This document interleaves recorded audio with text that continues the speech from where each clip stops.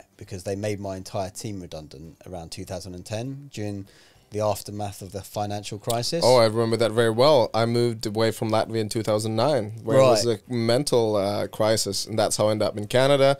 And then we met around 2011, 2012 on Toastmasters. And that's how far we're going back. We actually met about 10 years ago. Yeah, so that was all part of the journey, right? So like, I remember the reason I started Toastmasters was because I remember going to this event called the Yes Group.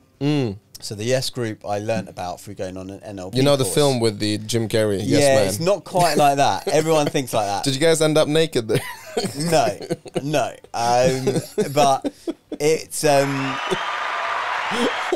it actually, I think the word is an acronym. It stands for Your Excellence Succeeds, I think it stands for. But basically, I ended up at this thing called the Yes Group, which I was actually a member of for many years and ended up becoming the leader of the Yes Group a few years later, back in 2017.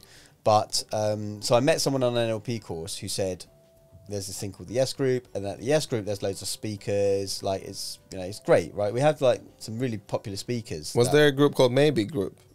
Maybe. I wouldn't know about it. Sorry, I just could not committed enough. Anyway, one of the speakers there was saying, look, if you want to be a coach or whatever, and at that point I was thinking, after the NLP course, they were saying, oh, you know, when you coach your clients and stuff, and I was thinking to myself, what clients? I mean, I'm not doing NLP to coach clients, but then it's got me into my head thinking, oh, maybe I should do something to do with coaching.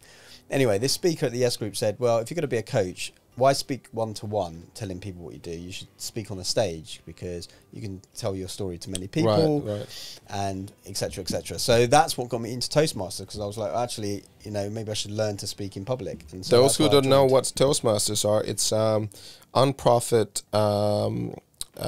company, no, not company, organization, which was started in the United States with back in the 1920s, 100 years ago. It was in what was the name of the club? NYC something. It's for youngsters. Or YMCA. Yeah, YMCA. Maybe it was coming out of that. I can't remember. Because I looked into the history a while ago, and basically the Toastmasters actually stand for what exactly it means. It was about learning how to give toasts nicely, you know, properly, because back in the days it was a big deal to give a toast. And even now, also one of the reasons why people started doing Toastmaster, I remember we had a lot of people who like, oh, I have best man speech. That's it. Yeah, loads of people that wait till 6 weeks before they've got to give a speech. There you go. And then they come and then they do their speech and they never come back. Exactly. Right. You know, or they sometimes they get a promotion and they want to get, you know, be better and all of that. And actually one of the things I do now is teach public speaking in schools. Oh, nice. Nice. 14 and 15-year-olds. That's very rewarding. And I always tell them, look, you don't want to wait till 6 weeks before you give a best man speech before you start learning this. Learn it at 14, 15, carry on. And then by the time you doing your best man speech, or you get your promotion, or you start your business, you're going to have those skills. Because number one fear out there is fear of public speaking, right? That's one of the biggest ones. I think it's the biggest one according to a lot of research. It is. Even bigger than number two, which is death.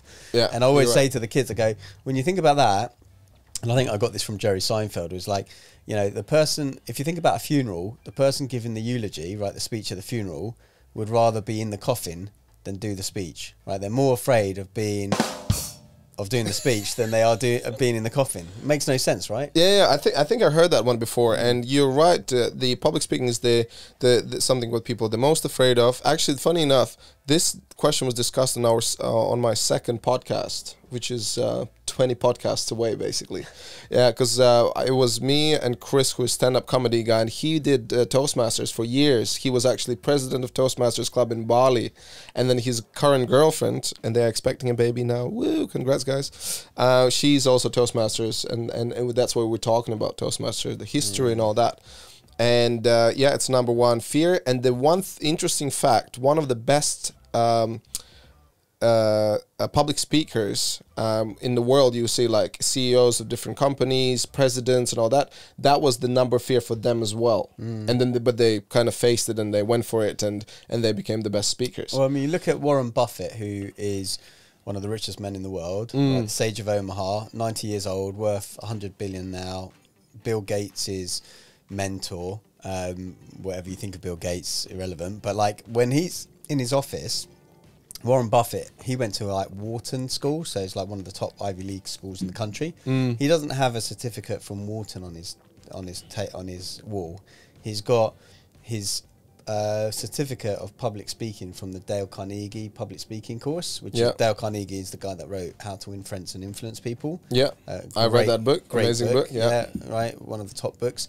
And he's got his public speaking certificate because he was like, this has been really responsible for a lot of my success, and it's so important, more so than the degree from Wharton. So you know, for anyone listening out there, like I would say, look, most people are going to be afraid of public speaking. I'd say the club that we belong to, 95% of people that join Toastmasters are afraid of public speaking. 5% are probably not afraid. I think like you and I were probably not in that afraid category, but we just wanted to get learn and understand how it works properly, better at our skills. But 95% of people are afraid. Because things like, and you know, quickly just to go through the first thing, what you need to do, you do 10 speeches, which is the communicator. What was that? Competent communicator. And then so like one of the first one was the icebreaker, but then second one, a third goes body language, eye contact, stage presence, and things like even if you look, and that's like for a stand-up comedian, it works so well. When you do the eye contact, you do the zigzag system, which they were teaching in Toastmasters. Instead of like locking eyes on one person in front, you look there, and all these kind of things. I would not know them about. Also moving from one stage from the side to the other, stage anchoring, all that kind of stuff is really, and you get really loads of great feedback in Toastmasters. And you learn how to speak by giving the feedback as well. So even if you're not doing a speech, you still got to be speaking because you're going to be delivering feedback or so for those again who want to look into Toastmasters, I think it's just go to toastmasters.org. And just find it out. But like, you always going to do something. If you're not doing speech, you're going to evaluate. If you're not evaluating, you're going to be a grammarian. Timekeeper. You're going to be timekeeper. You can do all those things, and you're always going to have a chance to get in front of people and just saying, oh, so we had speakers who spent this much of time on the stage, you know, someone went overtime, whatever. Grammarian, I like grammarians. They always would have to come up with a word of the day. Oh God, No, it was great. I mean, I actually probably want to get back into it because I think what it helped me do a lot is each time you deliver a speech was to kind of work on like a 5 to 7 minute story.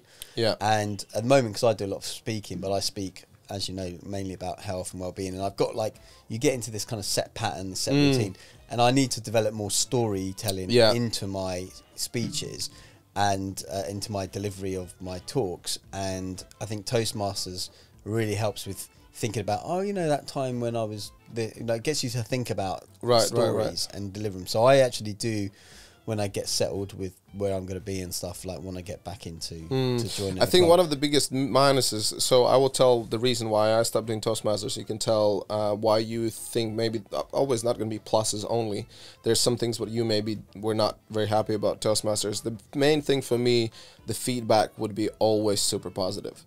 So even when I know as an advanced speaker, I would go and I know that I didn't perform very well, very rarely I would have an honest kind of a comment saying, Renars, you messed up on this, you messed up on that.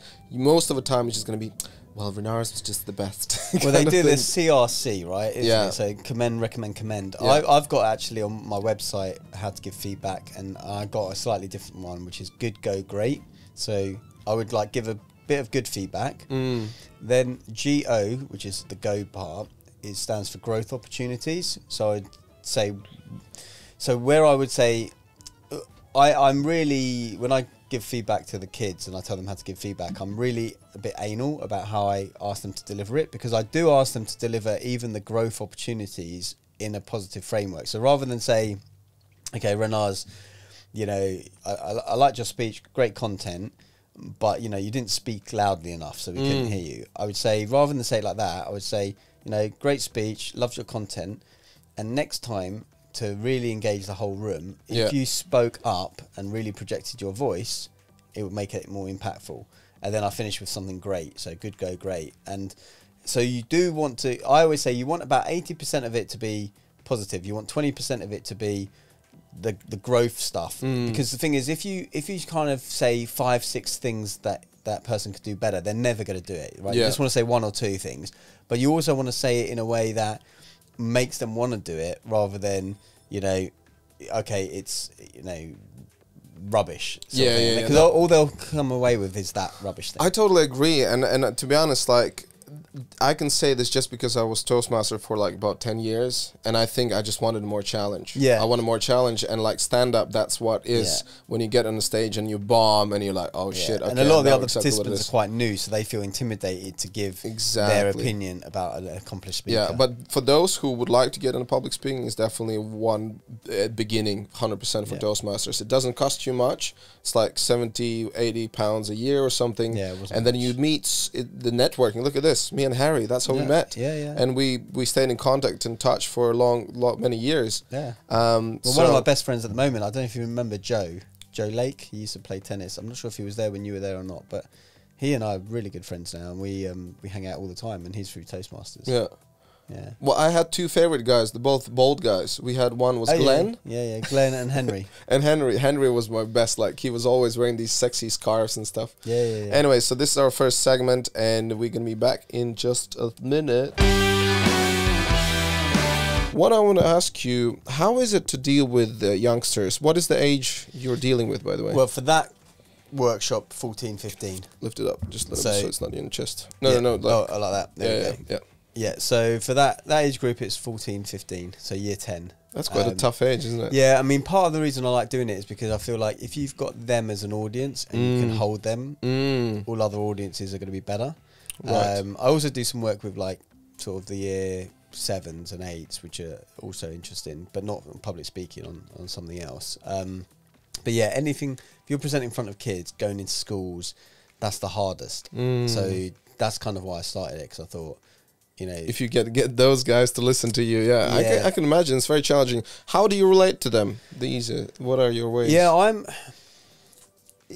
I think I do quite a good job because I'm quite youthful, even though I'm not that young anymore. By the way, so those who don't know, Harry is 44 years old. In 2 weeks, yeah. Yeah, it's on your Instagram. It actually said 44. Yeah, it did.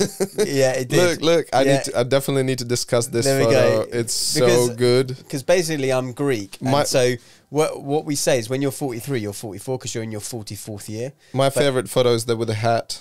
The hat. Oh yeah, that was when I was in Santorini when I was living in Crete actually, and I was going up a volcano. So, I mean, this picture needs context, really. Oh my God, who is this guy? Yeah, that was me at 14. Wow. Yeah. Oh, this one is like, I don't care. That was me, moody 16-year-old. That's, wow. And that's the ones you're dealing with now.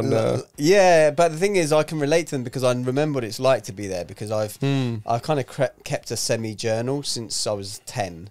And so I've got kind of my thoughts on paper. How do you start? A dear diary today? No, not quite. But it's somewhat like. But I might write in it once or twice, and then not write in it for like 3 years or 4 years. But there was a lot of entries, you know, in that. Do you have like a physical paper journal? Yeah. Well, this was back in the 90s, right? Oh, okay.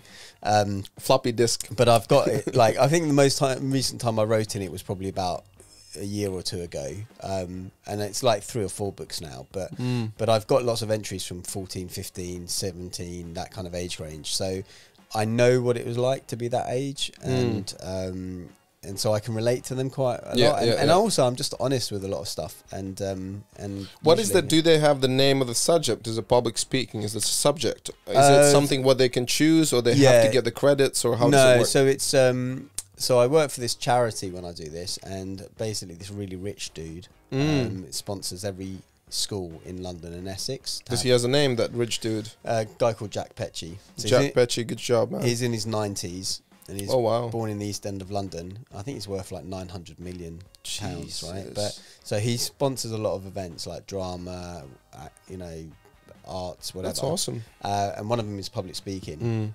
And so he gives the money to the charity, and we work for the charity. And yeah, so every school in London and Essex can get at least one workshop, and if they want more for their students, they do it at a really cheap rate. So it's very structured. We take them through a whole process, get their confidence up, and then they can choose any topic that they want, and they talk about it for 1 minute at the end of the day to their class of the other 30 kids or whatever. So just 1 minute.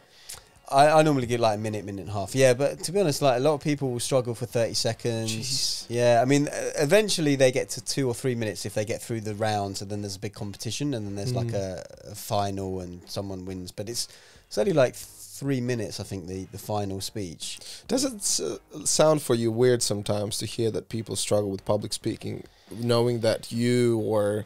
Well, I know for sure me, I never had to struggle with that. You can't shut me up. I was always the one who spoke in a class and without... But most people aren't like that. Like, that's for me, it's so difficult sometimes to comprehend that we are just so different. Yeah.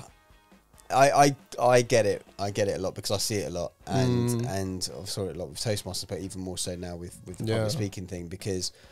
Yeah, most people struggle in that class. And for teenagers, it's very severe. It's so different. They go through so many things. Now I think it's even worse because and I always say, like, they got their heads buried, right? And adults as well a lot of the time, right? People don't look up. They don't look eye contact. Yeah. They don't know how to converse. How often do you have kids staring at their phones? Or there's a rule that you have to turn the phones off? They don't usually have... different schools have different policies, but almost I think every single school I've been in, they've never pulled out a phone in the workshop. Occasionally they might ask, like for the research. I normally say make up the research because you're not going to have time to research.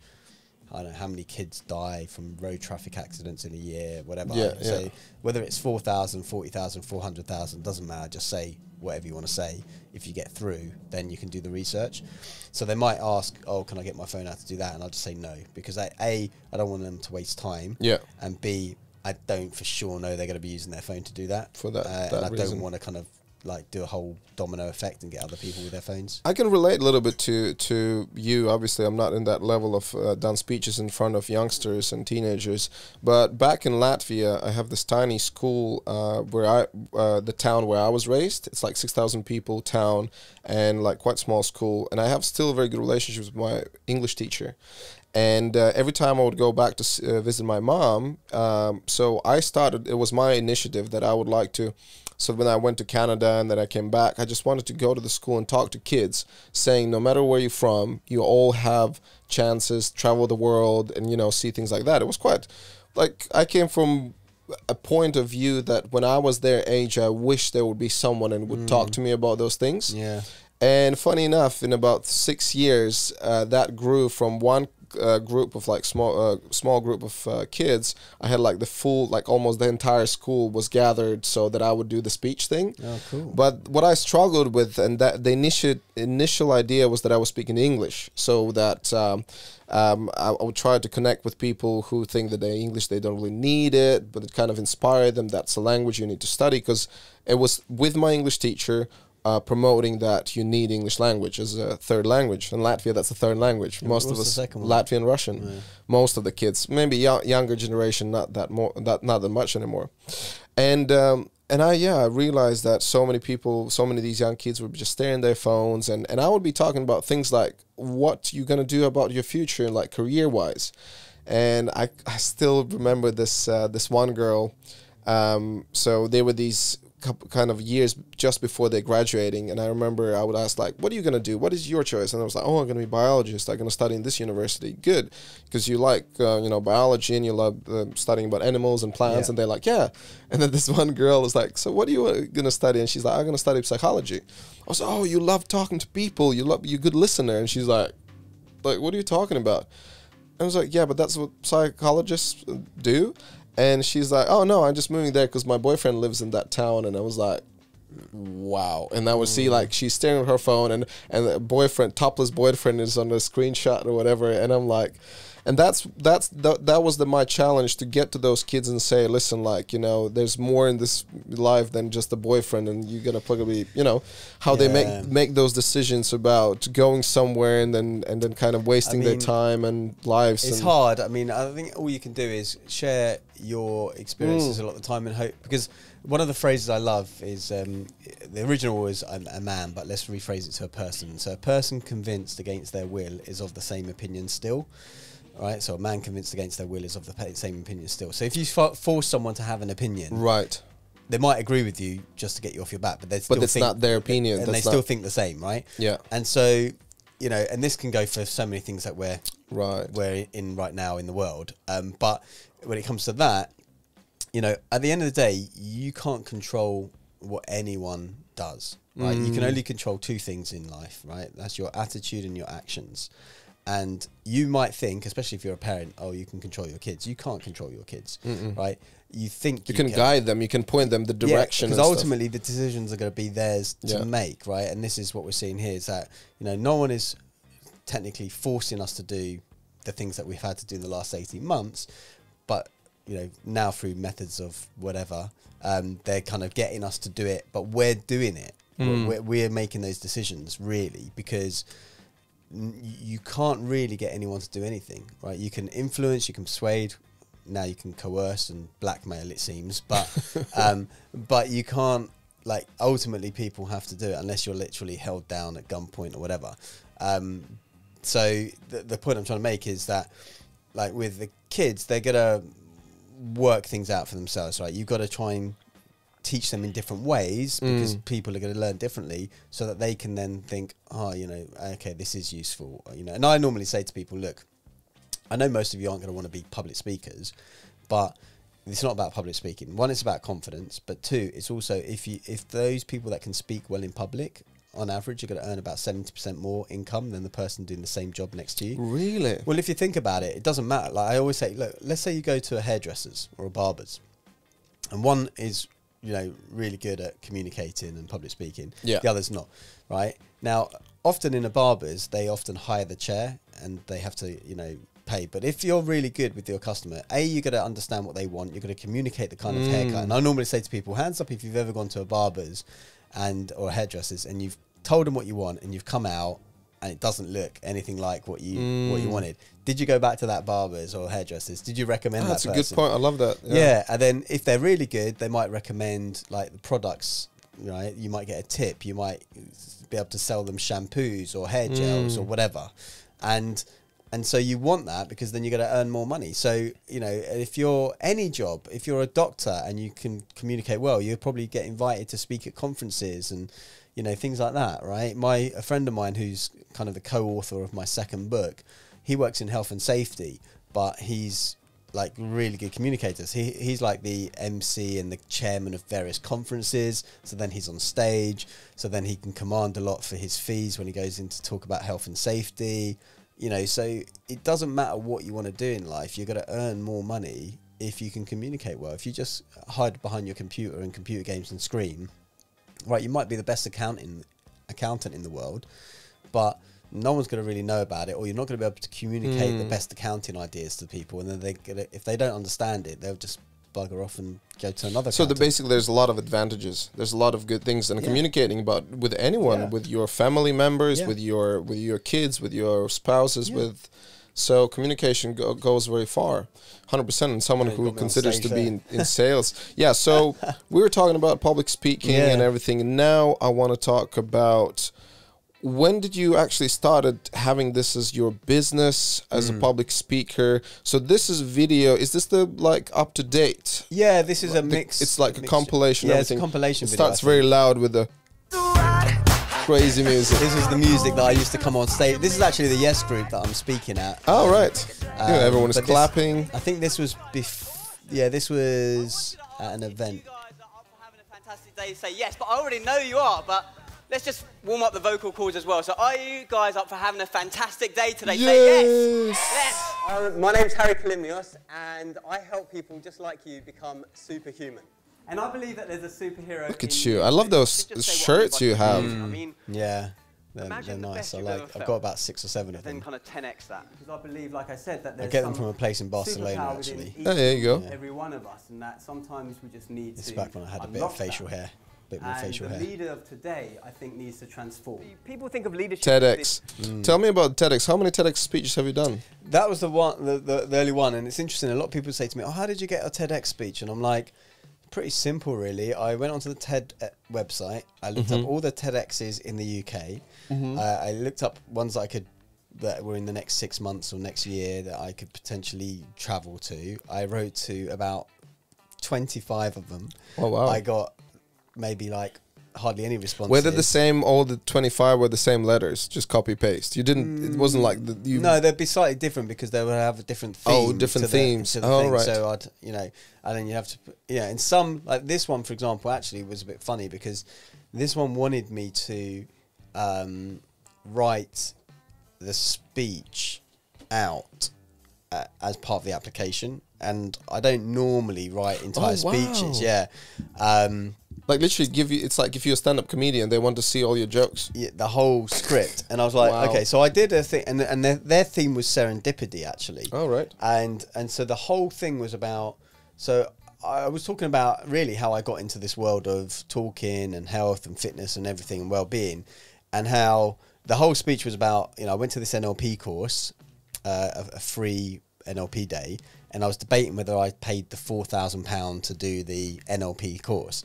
And then there was a few things that like transpired. One, they showed like and we talked about what my favourite movie was when you texted me, but they showed the clip. Yeah, it was Rocky. Yeah, so they showed a clip from, I think it was Rocky Balboa, where he's talking to his son, and he's going, It's not about how you get hit, yeah. it's about how you So I think they showed that, and then they also show... and I was like, okay, so, and obviously Rocky being so influential for me as a kid, I was like, okay, right, so that's veering me to. And then the other thing that swayed me is that in 2010, which is when this was, I was going to cycle from London to Paris with a bunch of people I didn't know, but just this is a whole other story that's gone on for 10 years now. But anyway, I was going to do it for a charity, and then I didn't know who I could raise money for. And we were going to arrive in Paris, I think, on the 20th or 21st of September.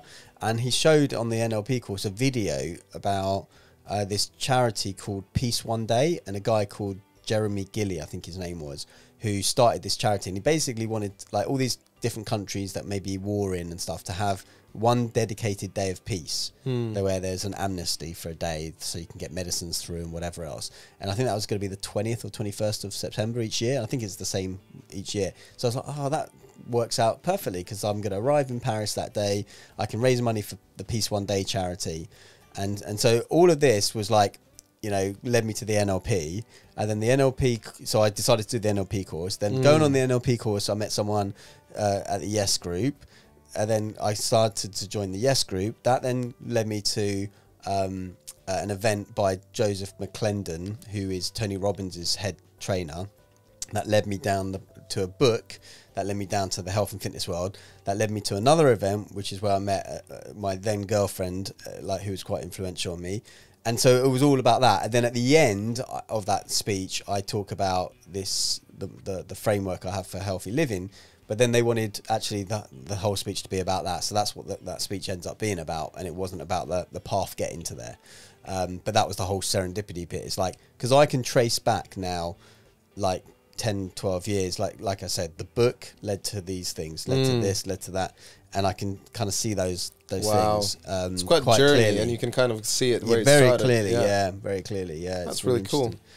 No. Okay, so going back to TEDx, for those who don't know what TEDx is, like I would, if you Google just like certain subjects, what is this, what is that, very often it's going to go to YouTube and TEDx, so they explain certain things.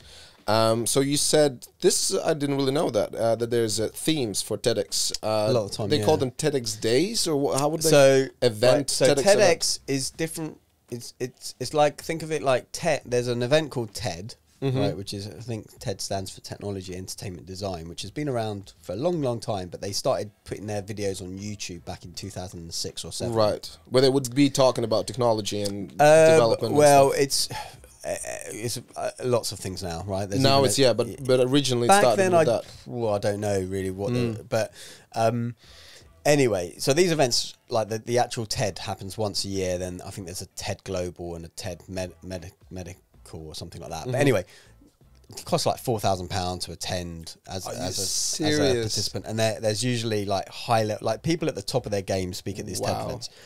Anyway, they have these things called TEDx's, which are independently organised but affiliated to TED, so they can use the branding. There's very specific rules about how you go about it, but there's not the same oversight, as it were, from the original TED. But then you do the speech, and as long as it meets the guidelines, it goes onto their TEDx YouTube channel, and if it blows up there, then it might go onto the main TED channel or the main TED website. Oh, okay.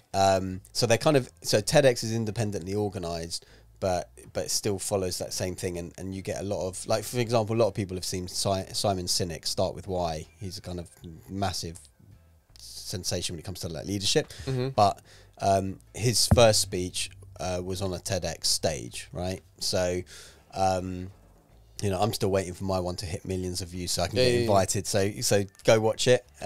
You know, I'm not sure that this podcast is going to help you to get millions of views. You never know, right? You never know. You never know. I always say it doesn't matter how many people watch or listen to it, because it could be that only 5 people listen or watch your video, but if one of those people ends up being Oprah Winfrey, exactly, then you know, or maybe Joe Rogan. But at the same time, like for me as well, like doing this podcast is not about, you know, even if it can change someone's opinion, 1 person, 2 people, it doesn't matter. It's worth it. It's worth it. And that's why I say with my YouTube, I've been doing YouTube videos for like 10 years now, and you know, I'm always getting messages from people saying, you know, even the other day, someone was like, "Oh, I love that yoga mat. Well, can I buy it, or buy this rebounder or whatever?" And yeah, it's inspirational. I think when you hear from these people that you know, you're changing, even though you might only have like 50 views or 100 views or whatever. So 100%. Okay, Ted, this speech, how long ago was it? I did that in 2016. Notion, something that only the few attain. Top CEOs, Premiership football coaches, military generals. My philosophy is this. Okay, so that was the only excerpt you had from there. No, it kind of cuts in and out. Yeah. So this one here was at an HR conference that I was doing. If you want to lead other people, but it's all the same speech. The first person you have to lead is yourself. Well, it's all different speeches, but it's all about the same idea, which is, you know, the overarching health philosophy that I developed.